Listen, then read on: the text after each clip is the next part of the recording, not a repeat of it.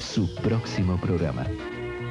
Desde el centro de la República Argentina, a través de 12 SAT, para todo el país, Chile, Uruguay y sur de Brasil.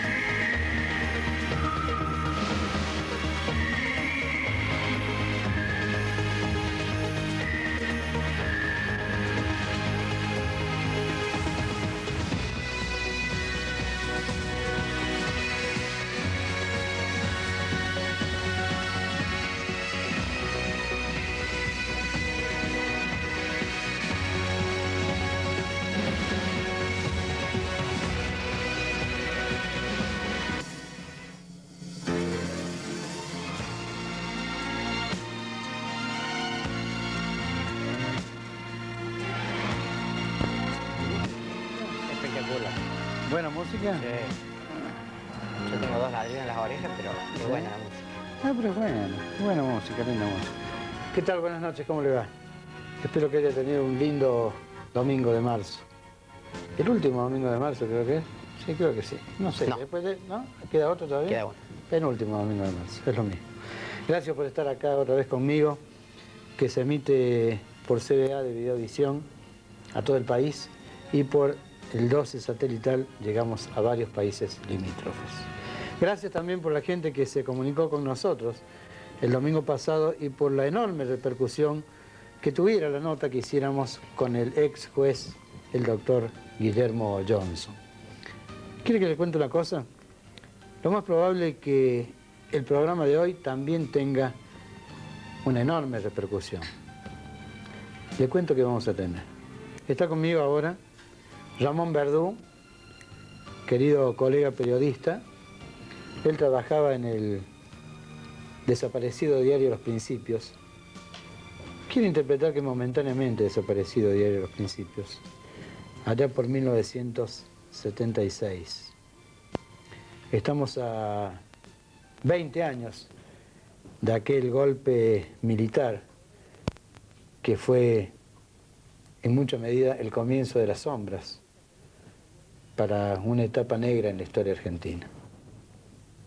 Pero también vamos a tener acá la palabra de un protagonista casi excluyente, al menos en Córdoba, en aquellos años de sombras y de plomo, en aquellos años de la bomba y del espanto, de la amenaza, de la injusticia, qué sé yo, me encantaría olvidarlo. Pero soy periodista y tengo buena memoria. El general, ex general Luciano Benjamín Menéndez. No sé si es ex general o ex comandante del Tercer Cuerpo de Ejército.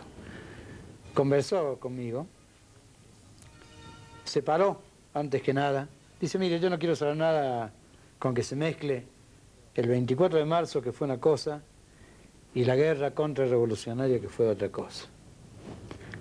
Conversamos de muchos temas. Usted se va a impactar, estoy más que seguro. Tenemos también material alusivo a los 20 años del golpe militar, hasta un videoclip que hemos preparado con el debido respeto, ¿cierto?, a todos aquellos argentinos que de una u otra manera se sintieron o fueron afectados por aquellos años horribles de nuestra historia reciente. ¿Cómo andas, Ramón? ¿Bien? Bien, bien. ¿Bien? Después de 20 años ya es como para decir, ya pasó. 20 años no es nada. ¿Ah? No es para decir ya pasó, hay que tener buena memoria. Ah. Porque si no tenemos buena memoria, podemos cometer los mismos errores siempre. ¿Los argentinos somos de buena memoria? Me parece que todavía no. ¿Ah? Creo que nos falta. Uh-huh. Pero me parece también que hemos avanzado un poco. Que la gente ya es consciente de que hay cosas que no se pueden repetir, que la gente es consciente que hay problemas, pero que también tiene soluciones en sus manos y no en las de algunos que creen que van a resolver problemas y que finalmente siempre nos llevan a problemas mayores. ¿Los iluminados no existen? No, estoy seguro que no. Hay más loquitos que iluminados. Lo que sucede es que es muy difícil que un ser humano no crea que la solución pasa por él. Pero es muy complicado que los demás se lo crean. También lo que pasa es que los argentinos estamos acostumbrados a comprar tranvías, buzones, qué sé yo. Nos encajan cada merda y la compramos, ¿no? Pero vos sabés que no es un problema solo de Argentina. Yo creo que el mundo tiene sus problemas. Y que los seres iluminados, entre comillas, algunos se iluminan asumiendo gobiernos de facto y otros se iluminan manejando desde las sombras. Y vos, si te pones a ver el mapa mundial y te fijas los países que son productores de armamentos y los tiñes de un color, si tiñes el mapa de otro color, ahí es donde se producen las guerras. Te voy a mostrar ahora, quiero que veas y que veamos todos, un compacto que hicimos con titulares de diarios de aquellos días calientes, cuando comenzaba a calentarse la historia del 24 de marzo de 1976. Los veamos.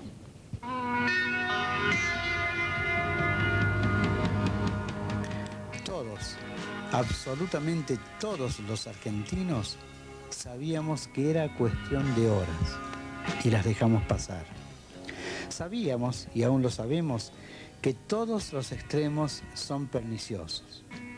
Y agachamos la cabeza, doblegados por las bayonetas de un lado y las bombas del otro. Fuimos débiles. Ninguno fue patriota. Unos por su autoritarismo, otros por su alocado delirio de conquista. Ninguno conocía límites y en la misma mortaja colocaban a culpables y a inocentes. Unos lo hacían en el nombre de Dios, otros en el nombre de nadie.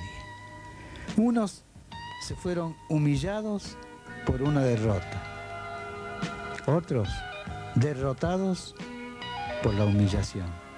Y aquí seguimos nosotros, los que trabajamos, los que alguna vez creímos en el patriotismo de unos y de otros.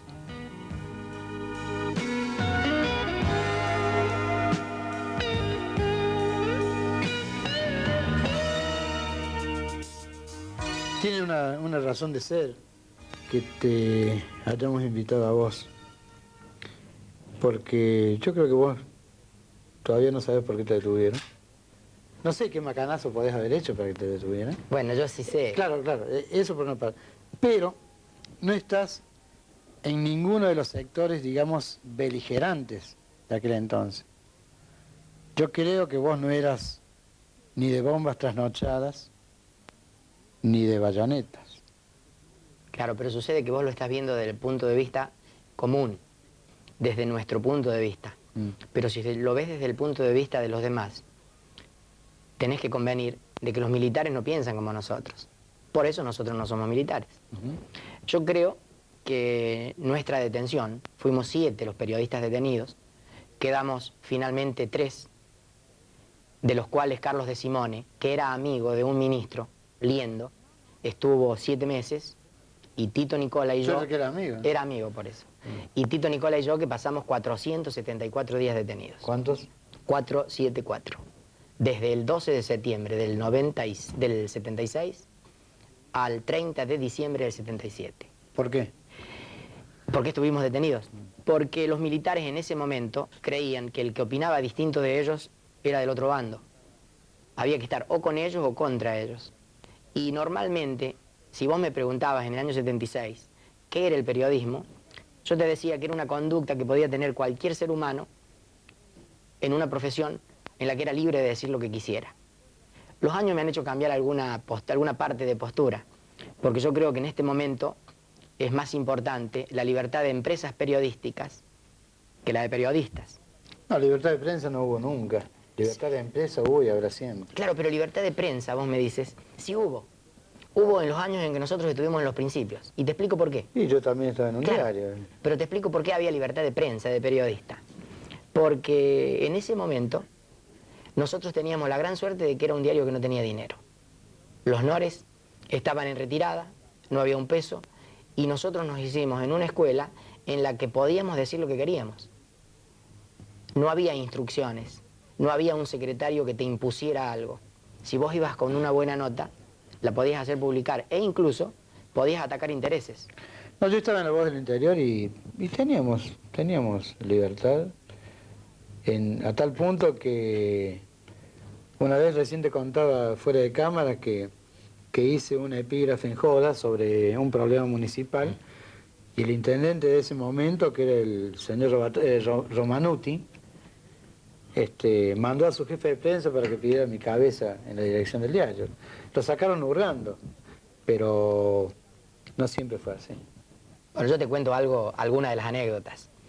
Nosotros en el año 74, si mal no recuerdo, propuse investigar el Estadio Córdoba, que todavía no estaba hecho, porque había trabajado mucha gente que tenía que ver con el Estado, la universidad, la dirección de arquitectura, la empresa de energía, y luego que se hicieron los planos, los proyectos y todos estos proyectos aparecieron en Buenos Aires en una empresa llamada Peralta Ramos, que pretendía cobrar, no recuerdo cuánto, pero era mucho más del dinero del que se hacía falta para terminar todo con gente local. ¿Y se investigó? Y el director, que en ese entonces era gerente, un Nores Martínez, el ingeniero Nores Martínez, viene un día y me dice: Verdu, ¿usted todavía está interesado de investigar eso? ¿El estadio? Sí, por supuesto. Bueno, adelante. Encontré en el ya desaparecido Hotel Crillón a la gente que estaba reunida con los arquitectos, la gente de esa empresa. Y me preguntaron quién era. Yo les dije que era de la prensa, pero no la prensa por el diario, sino era periodista. Y alguien que estuvo en la reunión, eso no me consta a mí, sino por que me hayan contado, vio como este muchacho entraba desesperado y decía al padre que había un periodista ahí. El señor que estaba adentro le dijo: hijo, no te preocupes, ya vamos a arreglar con ellos. Se publica la nota con todo lo que yo había investigado, e inmediatamente Berkovich Rodríguez, que en ese entonces era el interventor en Córdoba, envía una misiva diciendo que ya no se hacían cargo ellos del problema porque se lo habían pasado a Bienestar Social de la Nación, épocas de López Rega. Y cuando llego al diario, entre la alegría de haberme visto con algo a favor, que lo que yo había dicho era verdad, que lo que había investigado estaba bien, me abrazó Nores Martínez, me dijo: lo felicito, tenía razón. Entonces le dije: bueno, pero ahora tenemos que seguirlo. No se preocupe, hijo, el gobierno es buen cliente. Y fue la primera vez que lloré, en casa por supuesto, por el periodismo. Ramón, seguro que hay mucho para contar, ¿no? Pero quiero ahora que compartamos unas imágenes de la República Perdida, pero te quiero hacer la salvedad que a lo mejor sería bueno también que separemos el 24 de marzo como hecho político y lo que ocurrió con la gente y con los militares desde el 24 de marzo en adelante. ¿Eh? De acuerdo. Vemos ese video.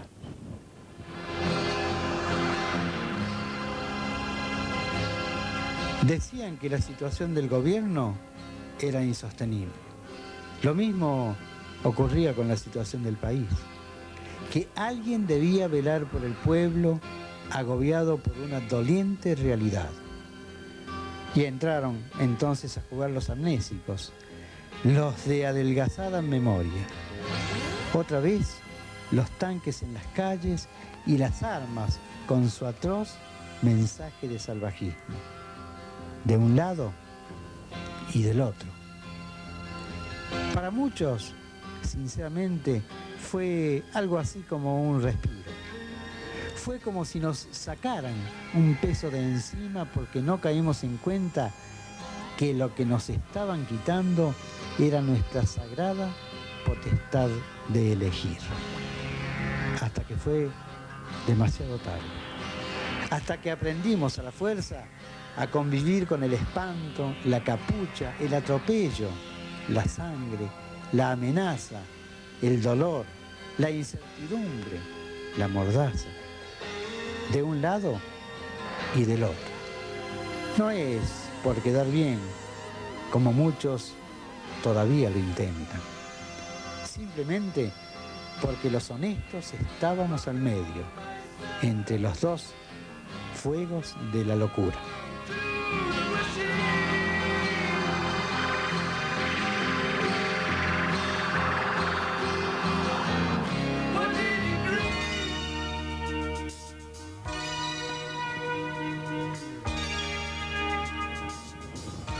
Ramón Verdú, amigo, colega, periodista, el solo hecho de estar privado de tu libertad, el solo hecho de estar preso, el solo hecho de no estar en tu casa, ¿es una tortura?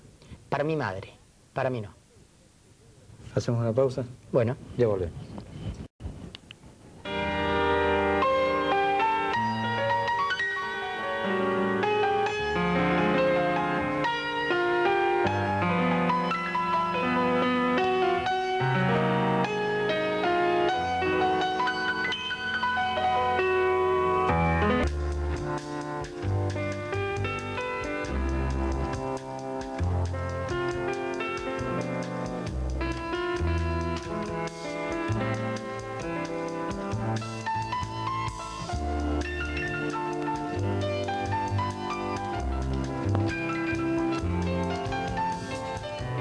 Ramón Verdú, al ser un preso político y en tiempos tan calientes, tan complicados, ¿hay una noción cabal de lo que ocurre en el mundo exterior?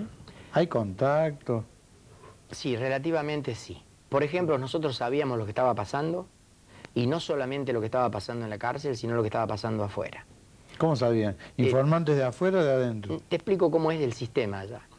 En esa época, un delincuente que había matado tenía 4 días por semana visita. Un delincuente que había violado, lo mismo. Y nosotros estábamos en pabellones de subversivos, presuntamente, en el que lo único que podíamos hacer era subsistir sin conocer el patio del penal, sin ver a nuestra familia, sin tener libros, sin tener lapiceras, porque lo nuestro era una detención mental. A nosotros no nos preocupaba, mejor dicho, a ellos no les preocupaba que tuviésemos no hojas de afeitar, porque nosotros no nos cortábamos las venas. Les preocupaba que tuviéramos lapiceras o que tuviéramos libros. ¿Por qué te metieron preso? Por una serie de factores que hacen a ellos. Perdón, ¿te metieron preso porque analizaron que tenías que estar preso o te vendió alguien? No, el pretexto fue que nosotros publicamos el día 11 de septiembre o el 12, no recuerdo, una nota en la que hacíamos un análisis de la situación mundial, en la que Argentina era uno de los países que gastaba más dinero en el aparato militar, pero precisamente gastaba más dinero aún que los países que estaban en guerra. Entonces, eso parece que colmó el vaso, pero no era desde esa parte. Yo recuerdo que unos meses antes me habló al diario un señor que se identificó como Coronel Pucheta para pedirme espacio para una nota en la que ellos ponían su punto de vista militar con respecto a una situación. Y ese punto de vista que pusieron es: ellos decían no saber nada, el título de la nota. Le exigí a este señor que me mandara primero la nota para elevarla a los superiores. Y lógicamente, un coronel de la nación, ¿cómo iba a hacer una persona que tuviera que pedir permiso para publicar. Siguió exigiendo. Al final lo convencí, me mandó la nota, la elevé a los superiores y a eso de las 4:30 de la tarde el secretario me dice: Verdú, ¿usted qué opina de esta nota? Yo ya le había adelantado que me pareció un panfleto. Me parece que no tiene que publicarse. Me dijo: bueno, eso es lo que hemos decidido. Y yo en ese entonces seguía creyendo que nosotros, los periodistas, éramos personas que podíamos opinar realmente y sin problema. Entonces le hablé por teléfono a este señor y le dije: coronel, venga a retirar su nota, no se publica.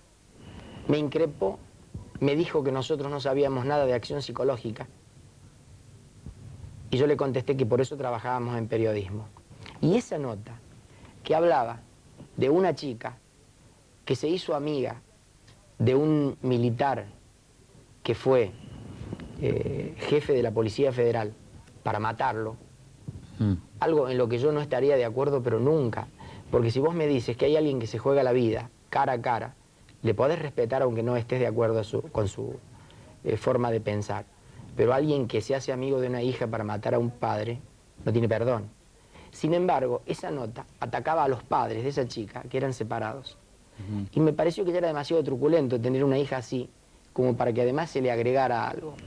Y esa nota, que no se publicó en los principios, salió al día siguiente en La Voz del Interior. Pero eso fue para que vos fueras preso. Y eso fue algo de lo que sumó. Te quiero invitar ahora a que veamos juntos el primer tramo de la conversación que tuvimos con Luciano Benjamín Menéndez. Bueno. General, ¿usted se siente íntimamente culpable e indultado o no tiene ninguna culpa en su espalda? ¿Culpable de qué? Y culpable de todo lo que se le acusó. No, vea, por pronto yo creo que no conviene hablar de otra cosa que no sea el 24 de marzo para clarificar. Pero todo lo demás fue una emergente. ¿Cuáles son las características?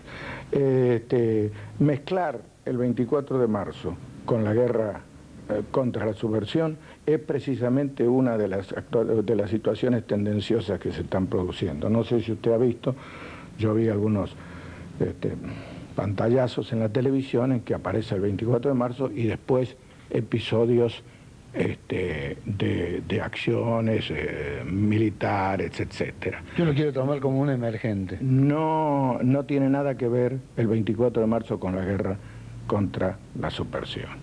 Ni la guerra contra la subversión ni es la causa ni la consecuencia del 24 de marzo. Ni el 24 de marzo es causa ni consecuencia de la guerra contra la subversión. Históricamente, ¿cómo hacemos para separarlos desde el momento que históricamente convivieron?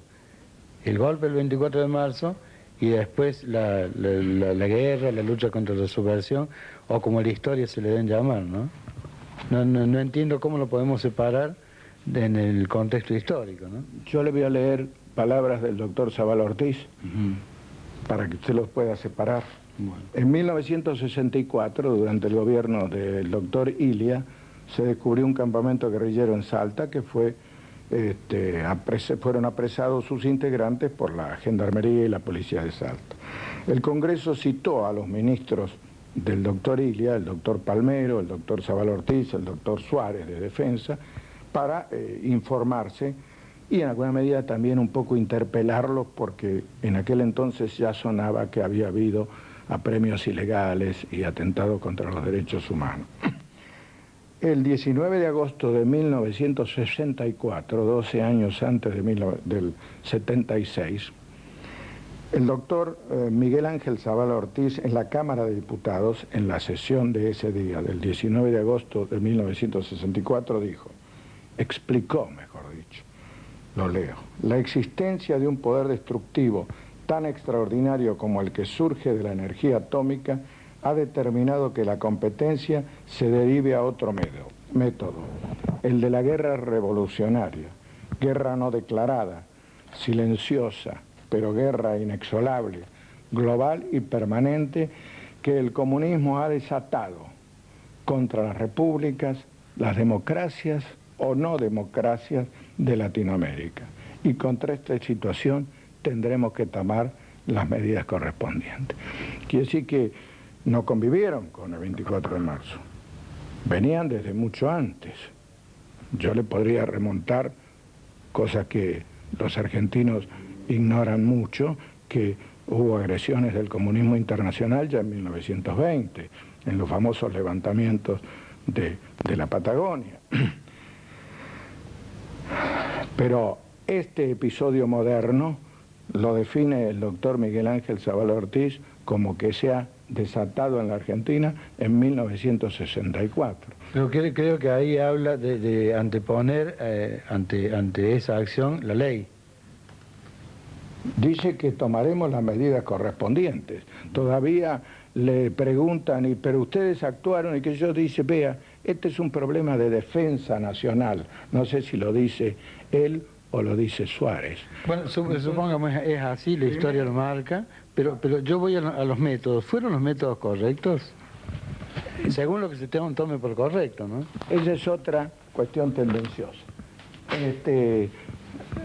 Yo no quiero hablar de la guerra contrarrevolucionaria porque sería, vuelvo a insistir, mezclar el 24 de marzo. De manera que, pero sí le voy a decir una sola cosa. Todos los episodios de la guerra contrarrevolucionaria se presentan preguntándose cómo se actuó y no por qué se actuó. Acá hay que preguntarse el por qué. Lo que hace justas o injustas las guerras es por qué se lucha y no cómo se lucha.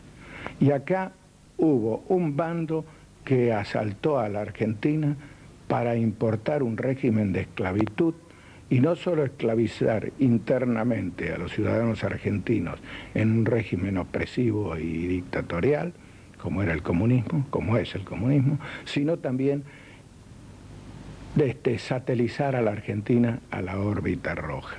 ¿Y eso no se consigue combatir con la ley en la mano? Perdón. Eso fue uno de los bandos. El otro bando recibió la orden de un gobierno constitucional de aniquilar esa agresión. Son las medidas correspondientes que en ese entonces, desde el 64, se estuvieron intentando. Se probaron todas las medidas, pero vuelvo a decir, no quiero hablar de cómo. Me niego a hablar de cómo, así como los subversivos no quieren hablar del por qué, porque usted alguna vez oyó que algún subversivo fue detenido porque intentaba importar el comunismo, que algún subversivo fue detenido porque en Cuba le habían enseñado cómo poner una bomba o matar a un vigilante o dominar el país para entregarlo al comunismo. No, yo me niego a hablar del cómo, yo hablo del por qué. Acá un paso.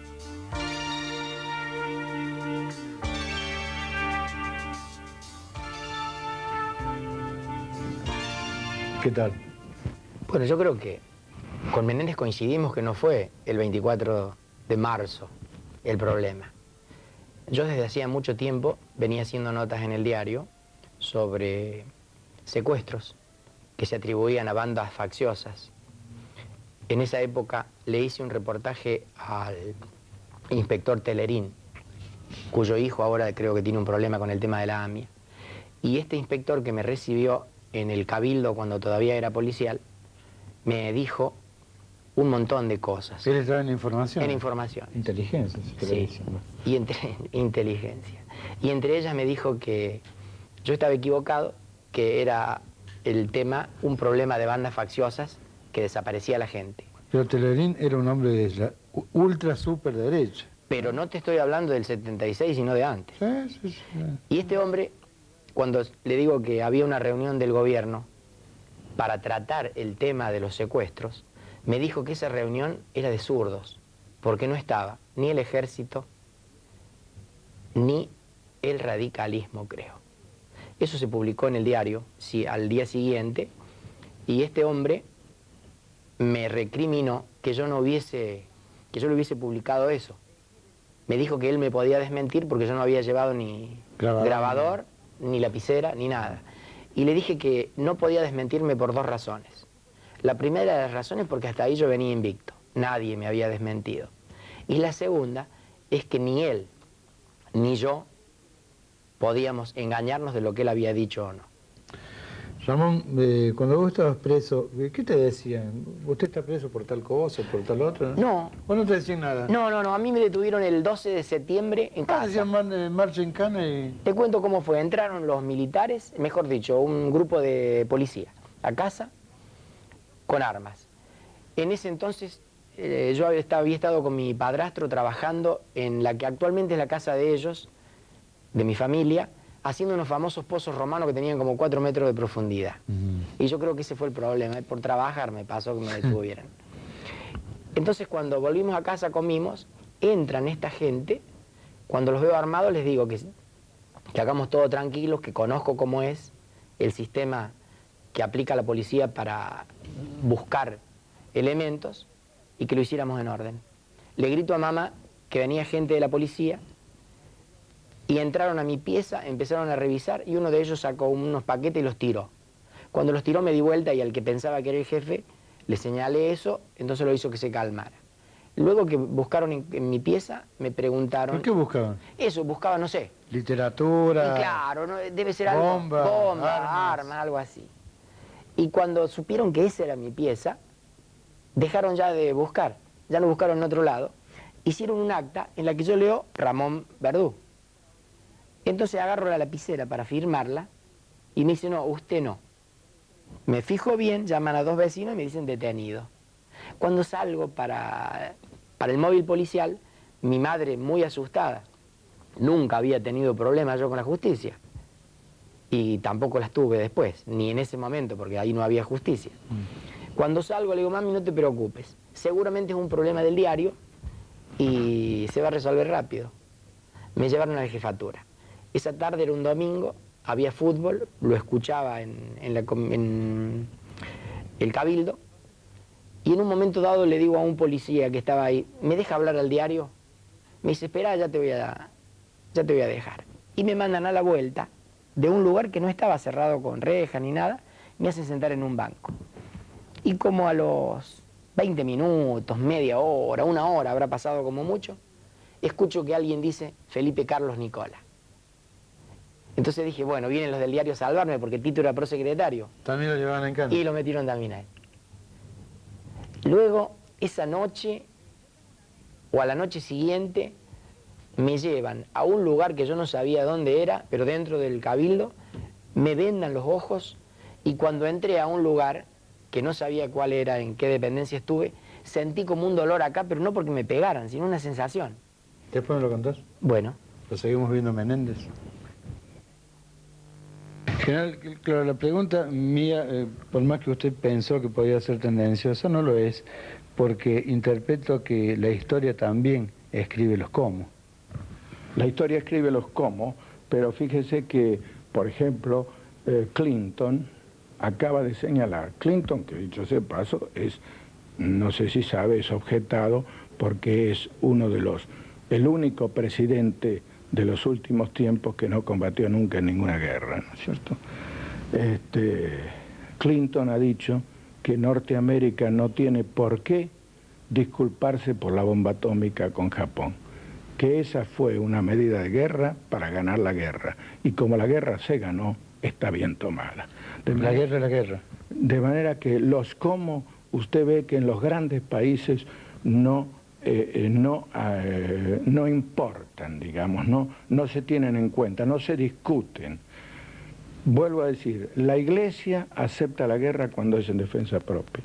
La ley acepta que alguien pueda defender su vida con los medios que necesite para hacerlo. De manera que la defensa propia es una cuestión que por religión y por la ley se permite.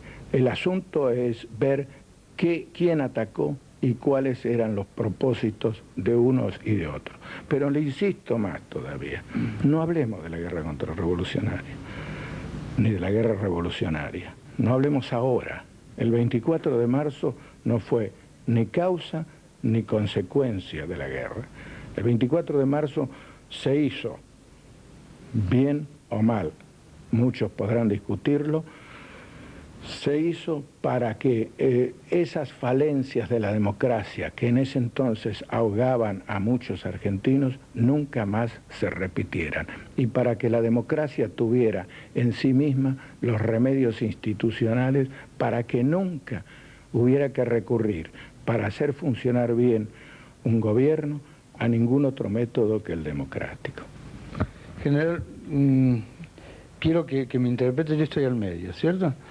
Yo lo que quiero saber es si de un lado y de otro hubo excesos, porque eso es parte de la historia.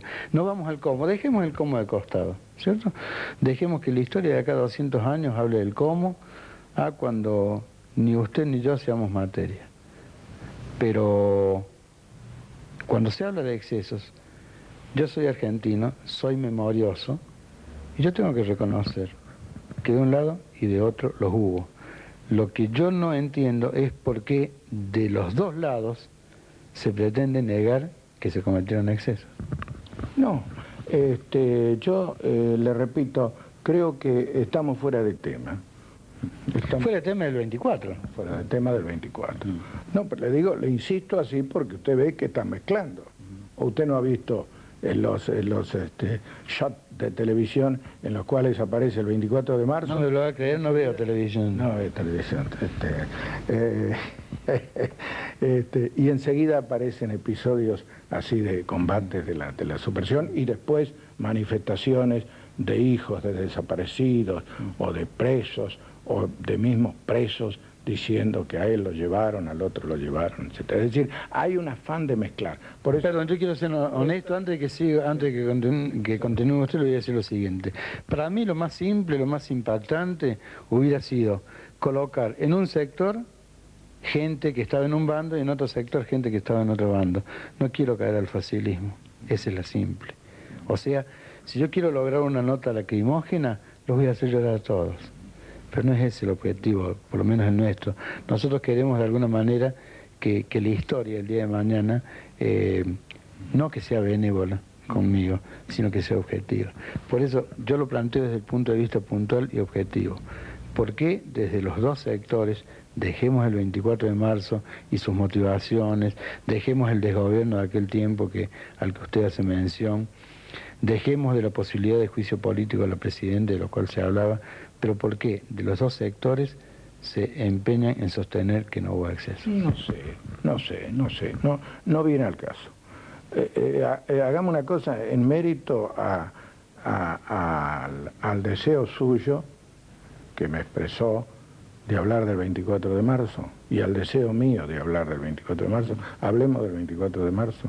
Otro día hagamos una nota sobre la guerra revolucionaria y contrarrevolucionaria, hagamos una historia de los por qué, y en todo caso hablaremos de ese asunto. Pero no mezclemos, porque precisamente usted habrá visto que ahora estamos en la mezcla. Casualmente, veo que ciertas organizaciones han puesto luz.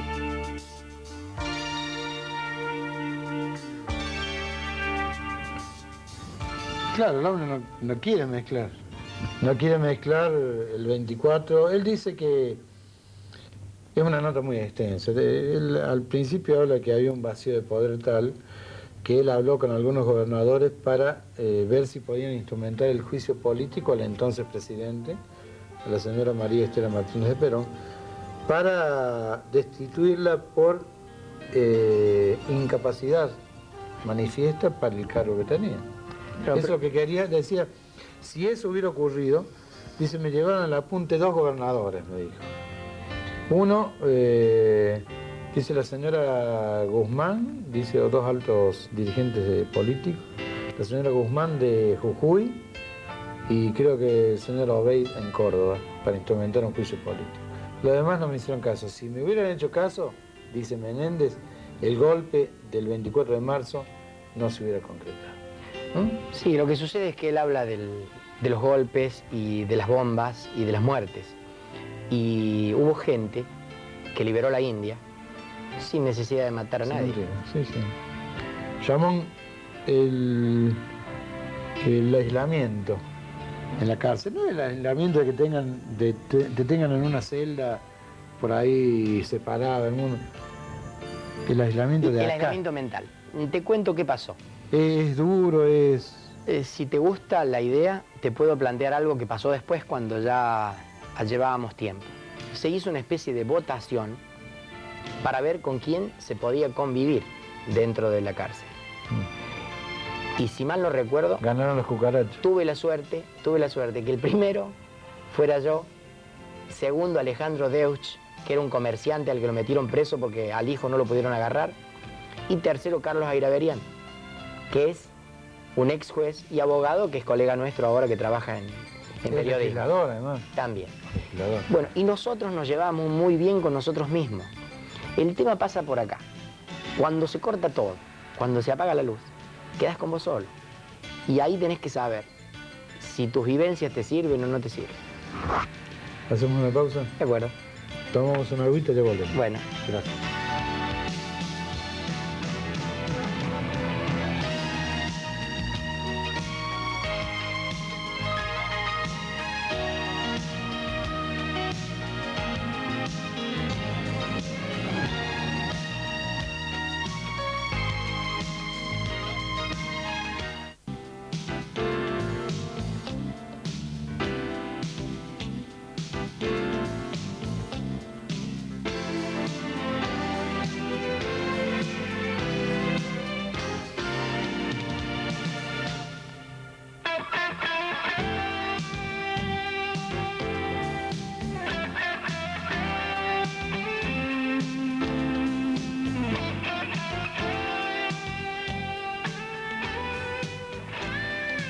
Ramón Verdú, periodista, fotógrafo laureado, ¿no? Tenés varios premios, ¿no? Como fotógrafo. ¿Ah? Nací en la cárcel como fotógrafo. ¿Sí? Sí. ¿Y con cámara o a ojímetro? No, nací en la cárcel, te digo por qué. Porque nosotros mientras estábamos detenidos, y lo que hablabas vos recién del aislamiento, nos habíamos organizado. Y en esa organización se daban cursos, charlas, se hacían conversaciones. Teníamos 1 hora de pasillo en el día. Había 4 celdas que normalmente son utilizadas para 2 presos con 2 cocinas. Para subversivos, entre comillas, 8 delincuentes. O sea que teníamos que estar 2 en cada una. Se abrían esas puertitas y teníamos un pasillo como de 30 metros de largo. Y esa hora la aprovechábamos para juntarnos en algún lugar con algún tema que nos interesara. Por ejemplo, un arquitecto vidino hablaba de historia de la arquitectura. McCormack, un apellido así, irlandés, que tenía unos bigotes grandes, hablaba de fotografía. Y mientras él hablaba, yo le entendía todo lo que decía, me daba cuenta porque había estado leyendo algo. Y charlando en el pasillo, le comenté, respecto a la vida real que le llamaba, que sabía de esto. Le digo, ¿vos cómo sos de fotógrafo afuera? Y soy bueno, me dice, porque todo lo que estamos charlando lo conozco. Y seguimos hablando y lo conozco. ¿Te hiciste fotógrafo? Y después me hice fotógrafo. Pero escucha esto, Carlos Ayraverian daba una charla sobre, mejor dicho, contaba películas. Y una vez contó una película. Se olvidó el final. Y al día siguiente nos íbamos por el pasillo. Carlos, Pepe Musa, que fue un diputado provincial del justicialismo, que después fue secretario de la Andricina, y yo.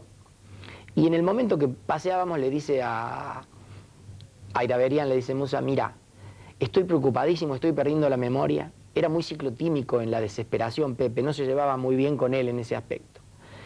Estoy preocupado porque esa película la he visto 3 o 4 veces. Me encanta, es mi película preferida. Y no recuerdo para nada el momento en el que vos mencionas que está la chica relacionada con ese muchacho haciendo el amor. Y lo mira Ayraverian con una sonrisa y dice, pedazo de estúpido, eso lo agregué para que fuera mejor. Ramón, ¿había visitas íntimas? ¿Tenían visitas íntimas? Y te cuento, el 24 de diciembre del 76 me visitó mi familia. Y el 24 de diciembre del 77 me volvió a visitar. La pregunta es dura, pero es parte de la realidad con la que tenemos que convivir. Y en pocas palabras, ¿había homosexualidad? Mira, no me consta para nada, pero no me consta de lo que pasa en Catamarca. sino que incluso teníamos un compañero ahí que decían que era homosexual, pero en ningún momento se lo pudo visualizar como tal en la parte práctica, de decir que te agredía, que te atacaba o que te hacía insinuaciones. De ninguna manera. No, aparte la tensión que tenés ahí es medio complicada. Vemos el último tramo de la conversación con Menéndez. Bueno. Aquí está. De cualquier manera, general, y para terminar, un 24 de marzo, como hace 20 años, ¿nunca más? Yo espero que no. Espero que la democracia tenga en sí misma los remedios institucionales. Me preocupa porque veo que no los tiene. Acabamos de vivir el caso Angelós. Vuelvo a decir, no abro juicio sobre la honestidad del exgobernador. Abro juicio sobre hechos. Acá falta una tercera parte del presupuesto provincial.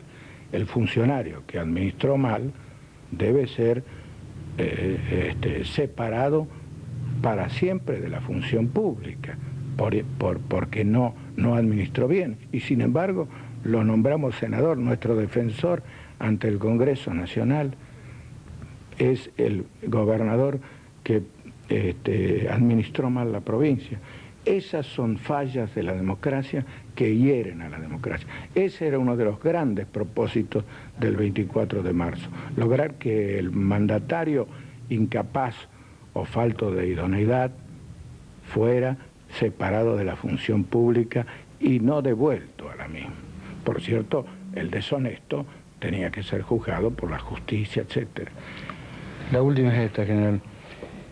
La gente, usted sabe que habla, por ahí macanea demasiado, por eso uno pretende siempre ir a las fuentes. ¿Angelós era o no era amigo suyo?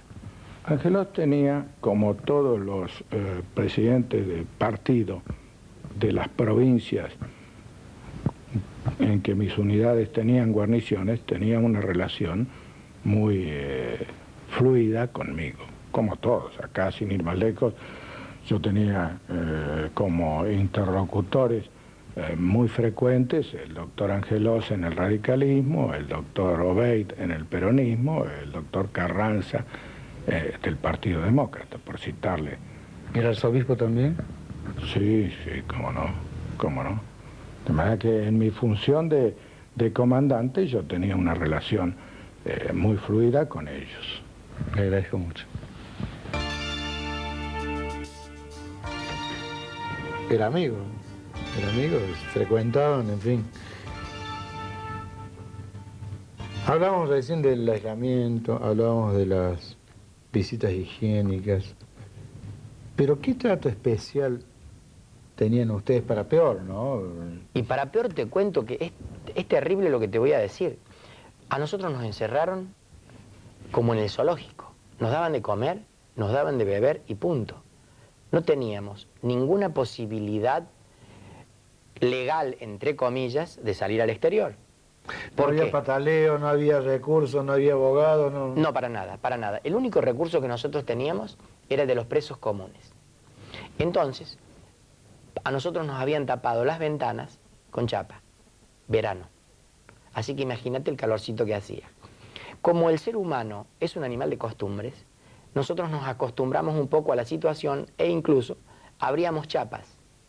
Y en una ocasión que estaba abierta una de las ventanas, asomándonos con cuidado al patio para que los guardiacárceles no nos vieran, me pareció que había una figura conocida abajo.